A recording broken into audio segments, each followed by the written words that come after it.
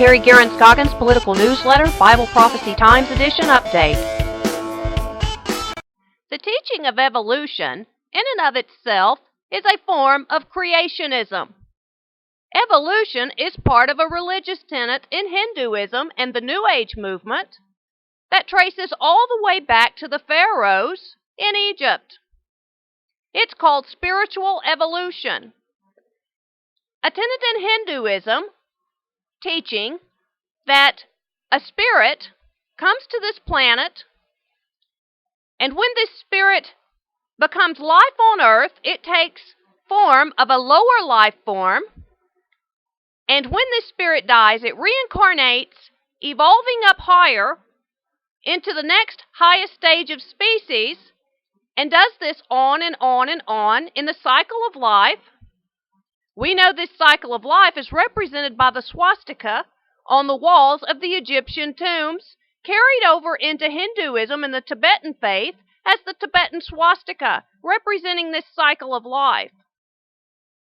The spirit continuously evolves upward through a process of reincarnation and coming back to earth, going through the species.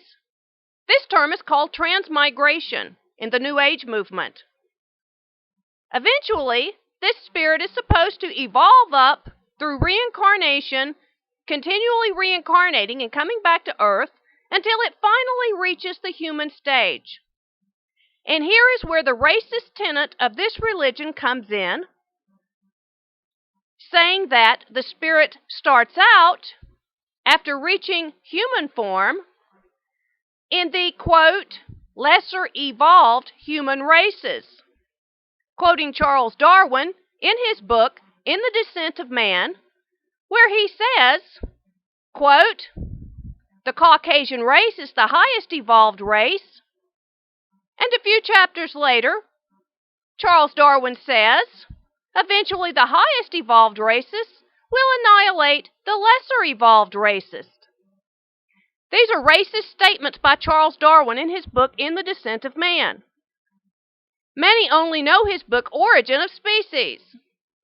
It would behoove the science community to read all of Charles Darwin's books and find out what his religious basis was for writing his teachings on evolution. It came from Hinduism. The Nazi Party used Charles Darwin's books to help de-Christianize Nazi Germany, bringing in Middle Eastern religions and the New Age movement, teaching spiritual evolution. On the teaching of spiritual evolution, once this spirit has evolved upward into a human, as they said, the, quote, lesser evolved human races, which they meant to mean the minority race, then the spirit evolves upward into a white male, the Aryan, then supposedly into a God-man, which in Hinduism, they have many people that are worshipped as a god on earth. They're Brahmins. They're New Age gurus. We know of Sai Baba, Maharishi. These people are worshipped as a god on earth. The next stage that they teach in this evolution of spiritual evolution is then on into a god. Again, this can be traced back to the pharaohs of Egypt, worshipped as a god on earth. The false religious teaching of spiritual evolution, of course, cannot coincide with the teachings from the Bible that there is no reincarnation. One does not evolve up into a god. That after death is judgment. Those two teachings are not compatible. This teaching is not compatible with the Christian faith. Spiritual evolution is a false religious tenet from a false prophet, tracing all the way back to the days of the Egyptian pharaohs. Darwin and Morton used the teaching of spiritual evolution, trying to prove their racist theories and false religion to be the truth. It was not science. And we know this now, that their theory was disproven, that minority races were subhuman or lesser evolved humans, as through genetic studies where they have identified the Neanderthal gene, and it was more common in the Caucasian race, some up to 40% Neanderthal genes, as Neander Valley is in the Bavarian area, a mostly Caucasian-based region. This proves the Neanderthal gene was not in the minority races. Citing my sources, Nova, Science Now, and Nova's video called Decoding Neanderthals. We know now that their teachings were false. Many in the New Age movement do not realize that their teachings of a human evolving into a god, or becoming a god-man here on Earth, or evolving into a god after death, has racist tenets involved. If one would note that in Wicca and other New Age religious beliefs, when they are talking about their familiar spirits, working with the familiar and sending them to carry out spiritual assignments, note that in some of the Wiccan books, they refer to these familiar spirits as a lesser evolved human spirit, because it's a standard tenet in Wicca to believe in spiritual evolution. They're just not bringing out the racial aspects that are hidden in that religious faith, as many cults do not come out front and tell you all that they believe. They move up through levels or degrees, such as Scientology, Wicca, Freemasonry, and other cults. But note that that religious tenet of spiritual evolution is underlying there beneath the surface. Many note in the teaching that one evolves into a god that this false spiritual evolution teaching is inside of Mormonism and the Latter-day Saints, teaching that the white Caucasian male evolves into a god. And we know this from the civil rights lawsuits back in 1975, where racial minorities sued the Mormon Church because they were not allowed inside the temple. Until 1975, a racial minority was not allowed inside the Mormon temple. They treated them like subhuman, lesser evolved humans. Again, this false doctrine and false teaching is not compatible with the Bible, and it is not science. It's based from a religious tenet inside Hinduism that traces all the way back to the Egyptian faith. Note that in the scientific community, the carbon dating system is a joke. Many have sent in rocks and gotten a certain date for when they believe this rock to have been formed or how old this rock is. Send the rock back in again and get a totally different date. The carbon dating system has certainly never been accurate. And many know this that are in the debate between creationism and evolution.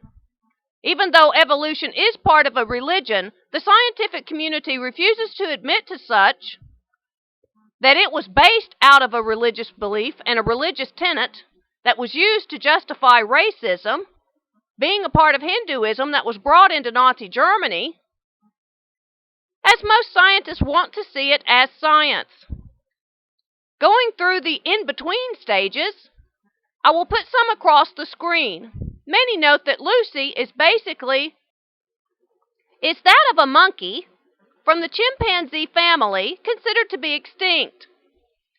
Many know that the knee joint and other bones that made up the so-called in-between stage of Lucy were found far apart from each other. The knee joint 500 feet up and a mile away from the rest of the bones. These were hoaxes intended to sell science magazines and sell the idea of evolution. We come across Archaeopteryx, which was found to be an extinct bird. Many of us remember the debates where hoaxes that were supposed to be the in-between evolutionary stages have been brought out and exposed, such as Piltdown Man, and some of the in-between stages that had faked humanoid jawbones, and in one case where the use of a tooth from a prehistoric extinct boar was used to describe and make up the humanoid features of an in-between stage that never existed. The in-between stage of Nebraska man was found to be based on only one tooth, and that was the tooth of an extinct wild boar. The in-between stage called Piltdown Man was a hoax, and this hoax was brought about by the use of a modern-age human skull where the bone fragments were stained dark to make them appear older, and filing down of the teeth on this human skull. It should have been widely noted throughout the American media that this was found to be a hoax, yet the scientific community, even though they noted that yes, it was a hoax, did not choose to bring this to light in front of the whole United States, whether this is due to embarrassment, or that they would lose their funding and grants, or that the scientific community would lose credibility to the United States taxpayers footing the bill for their research when it comes to light that they've been hoaxed and have fallen for some of the oldest tricks in the book.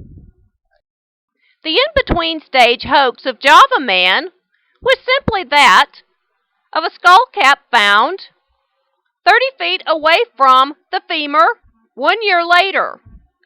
The two other skulls that were found with Java Man were perfectly normal human skulls. Horseman, hailed by the science community as to be the oldest set of human bones ever found in Europe, turns out to be a hoax. Horseman was based off the fragment of what was supposed to be a human skull. It turned out that it was the skull of a 4-month-old donkey. And of course, one of the biggest hoaxes from the scientific community was that of the teaching of Neanderthals. Knowing now that through genetic research, some of the Caucasians that were found to have up to 40% Neanderthal genes in their DNA.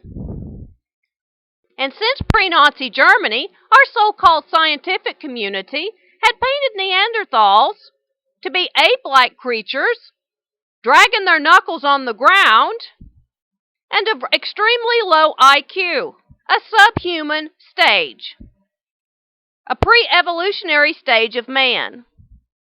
When this is found to be a lie, the scientific community does not admit to this, nor do they admit that this was used to justify the racism of Nazi Germany, but rather try to cover their tracks by now identifying them as being great hunters and showing high intellect. Just keep in mind how many times throughout the centuries people have tried to refute the King James Bible and could not. The Nazis tried many times to refute information that was inside the King James Bible, as well as in our own culture, where they've tried endlessly to prove there was a gay gene, only to find out after expensive research, study after study, that they've never found a gay gene, nor any clump of genes that create a homosexual, nor was there any epigenetic markers that cut on gay genes. But endlessly they've tried to refute the King James Bible in Romans chapter 1. We see this same attempt to discredit the Bible over the evolutionary debate, even though evolution itself came from a teaching inside Hinduism called spiritual evolution and transmigration. The scientific community quickly grabs it up to teach it as though it's fact. There are many reasons to refute evolution, but keep in mind 1 Timothy 6:20, guard that which is committed unto thee, turning away from the profane babblings and oppositions of science falsely so called. In other words, don't get involved in arguments with so-called scientists. The truth will come out that all that they've done to oppose the Bible will end up being exposed as lies and false information, just as that we have seen in evolution. Remember, history repeats itself. when you do not teach what actually happened in the past and why it happened. Pass on the knowledge to your children that Charles Darwin made racist statements in his book In the Descent of Man, and that there were many other racist writings by him and Morton that were used in Nazi Germany to coerce the public against the racial minorities. It was brought in under the guise of Hinduism and their teaching of spiritual evolution, bringing in the New Age movement. We see something closely akin to that in the United States New Age movement. We've seen many articles in magazines such as New Age magazine about many who identify themselves as a god on earth, that they have evolved upwards into a god, setting themselves a little above other people. Remember, this is the oldest lie Satan has ever told. That's what Satan told Eve in the Garden of Eden. You can be like God. Remember this and expose the false doctrine so that history does not repeat itself. This has been another edition of Carrie and Scoggins' Political Newsletter Bible Prophecy Times Edition Update.